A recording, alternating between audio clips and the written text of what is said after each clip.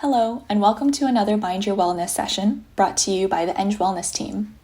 It's nearing the end of the term and exams will be coming up soon, so here we'll be discussing exam strategies and how to prepare effectively. First, let's take a look at a great approach to learning, called the study cycle. In order to learn effectively, we need to take in information and consistently review it to strengthen our knowledge of the concepts. The first step is to preview. Before your class, skim the chapter and read any course notes provided. If learning objectives are available, go through them and keep them in mind while reading. Sometimes they're given at the beginning of a class, but they could also be given closer to exam time. This is often a way for professors to show their students which topics are most important and will likely be tested on. Identify headings, subheadings, main concepts or processes, and any questions you'd like answered during class. Second is to attend. Missing even a few classes can be detrimental to your learning process, especially if the course is content heavy. Nearing exams, don't skip out on lectures and use it as a time to learn or even catch up. Take note of how problems are solved and flag any concepts you still find unclear. The combination of previewing and attendance will allow you to understand more from lectures and have an overall grasp of the content. Third is to review. According to the curve of forgetting, after a 1-hour lecture, you know all of what you've learned. Following a lecture, or as soon as you can, take 15 minutes to review your class notes, what really stood out, and write them down in your own words. This will help you to solidify the content to memory. This is also a great time to fill in any questions you have flagged in the previous step. Next is to study. Reinforce the new material you've learned during class, supplement class notes with readings, generate flowcharts and diagrams from notes, and include study sessions in your weekly study plans. This can sometimes be tedious, but integration helps you understand the material thoroughly and make connections. Expose yourself to as many problems as possible, utilizing different approaches, especially while self-testing. A good guide is to ask yourself how, why, and what if questions. Remember, repetition is key.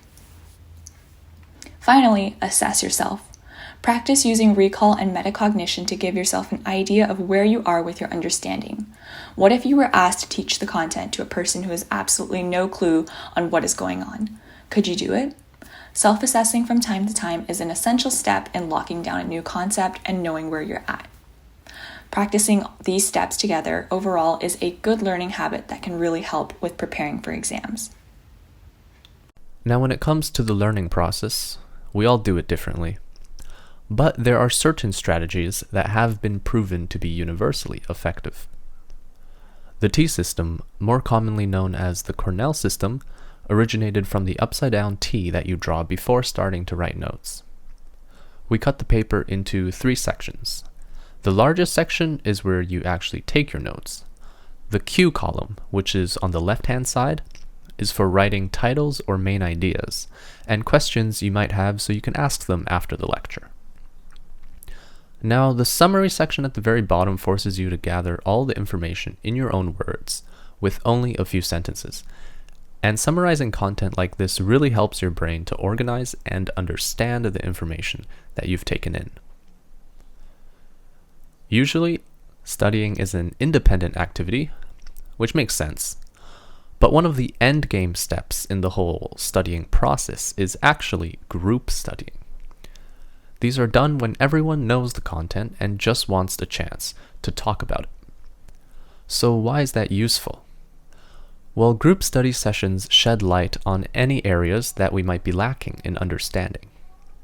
Almost every time I do a little study session with my friends, there's something that comes up, whether it's a point I forgot to study, or some edge case that I didn't think of.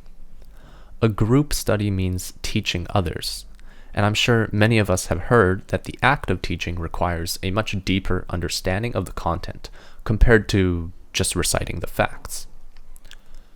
We can also see how others organize their notes and maybe learn a thing or two from each other. And if all of that wasn't enough to convince you, people will often make a greater effort to learn for those that they teach rather than for themselves. So there's that motivation boost as well. So now we will be talking about strategies you can partake in both before and during the test to make things slightly easier. Prior to the exam, it is very important to go through the course material and make a list of questions to ask your professor or TA. Whether it's questions about course content or about the format of the exam, your professors and TA are there to help you, so don't hesitate to reach out for help. Many professors also host a review session prior to the exam, so be sure to always attend. They often provide key information such as the test format, important topics, and key concepts you should focus on. And it's also an opportunity to ask your own questions and hear the different questions your classmates may have. As cliche as it is, water is essential for your brain to work at its best, both while studying and on the day of the exam. Studies show that those who drink water during the examination tend to have a higher test score. While studying, drinking water enhances your attention span, alertness, and your ability to retain information, so make sure to always stay hydrated. Now, while studying, you often feel the need to treat yourself with unhealthy food, or you simply just don't have the time to cook. However, what you eat has a huge impact on your energy levels and focus, so it's really important to regulate what types of food you're eating while studying and before the exam. To keep your body well fueled, you can eat nutritious snacks such as fish, nuts, seeds, yogurt, and blueberries. And even on the day of the exam, you may think sugar will give you lots of energy, and it will, but only for short periods of time. Your energy levels will crash after about an hour or so. Now, moving on to sleep, you've heard it a million times, and it's time to hear it again. Students don't often realize the huge impact that a lack of sleep has on your brain's ability to function. It's so important that you get enough sleep prior to the exam. Everyone's body is different. Some people need 8 hours of sleep, while others are just content with 6. However, the rule of thumb is to never pull an all-nighter. While some students may be able to function really well with last-minute studying, it often impacts your ability to recall long-term information. So now moving on to starting early and developing a plan. When starting to study, it is important you give yourself enough time before the exam to cover all the course content. You can start by creating a schedule that caters to your style of studying. So first start off by writing down how many exams you have, the amount of content for each exam, and the number of days leading up to each one of those exams. It will be helpful to refer to the course outline or the exam outline if your professor has provided one. Then, distribute all the topics that need to be studied between now and the day of the test, leaving extra time for difficult topics. Many tend to find it helpful to save one day before the exam for general review. So then write down the days that you intend to cover each topic and approximate time for each.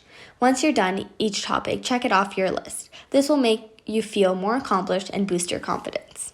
So those were all strategies for before the day of the exam. However, during the exam, it's really important to stay flexible. When writing the exam, completing it from start to finish, question by question, is often the worst way someone can write an exam. When writing the exam, your goal should be to complete as many questions as you can, as fast as you can. So it's important not to waste your time on one difficult question that won't earn you as many marks. Focus on the easy questions and the ones that are worth the most. Then, at the end, go back to the questions you didn't complete. Alrighty. Let's talk about some of the worst study habits. I've been guilty of at least 3 of these. Number 1, no more fun and games. It's time for exams and you have a lot of studying to do. There's no more time to mess around. Well, being a student has its fun side, and that side should not be neglected, even if you have work to do, because taking the time to enjoy yourself is actually correlated with better academic performance. A good mood improves the value of perceived rewards, like the gratification of new knowledge or the accomplishment of completing something. If you do fun things in between studying, your brain will start to associate studying with having fun, and a better mood will boost your productivity and confidence. On a similar note, participating in extracurriculars or recreational programs has linked improvements with grade averages, and interestingly enough, modest gaming and computer use does not have a negative impact on performance either, although we stress the word modest here. Given the multitude of demands we're all working with, we can understand how fun often takes a backseat to everything else. Just remember that there is actual value in having a good time once in a while, with the added benefit of improved cognitive function. So find the time for something fun that you can enjoy. Even 5 minutes here or there can make all the difference. Now, who needs to eat when I can do practice problems instead? Well, we likely don't need to lecture on the importance of good nutrition when it comes to cognitive efficiency. But we often underestimate the actual impact of skipping meals.